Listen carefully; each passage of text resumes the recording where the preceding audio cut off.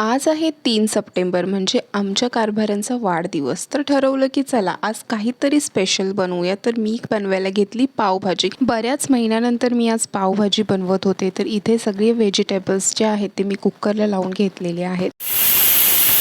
याआधी कुठली रेसिपीज विशेष काही बनवायचं झालं तर निमित्त लागायचं, पण आता मला निमित्त लागत नाही. कारण की आता माझा छोटा मुलगा आहे जो 5 वर्षांचा आहे आणि मी असं नवीन काहीतरी बनवत असते. त्यावेळी त्याच्या चेहऱ्यावर जो आनंद असतो ना, तो बघण्यात वेगळीच मजा असते. त्यामुळे त्याच्यासाठी काही ना काही बनवत राहते. आणि आज जेव्हा मी त्याला सांगितलं की मी आज पावभाजी बनवणार आहे, त्यामुळे सकाळपासून तो घरामध्ये उड्याच मारत होता.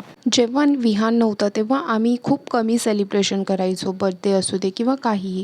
पण जेव्हा विहान झाला त्यानंतर आम्ही छोट्या-छोट्या गोष्टी आम्ही सेलिब्रेट करायला शिकलो त्याच्यासाठी, कारण की तो एन्जॉय करू शकेल आणि त्याच्यासोबत आम्हीसुद्धा त्याचा आनंद घेऊ शकू. चलो बाय.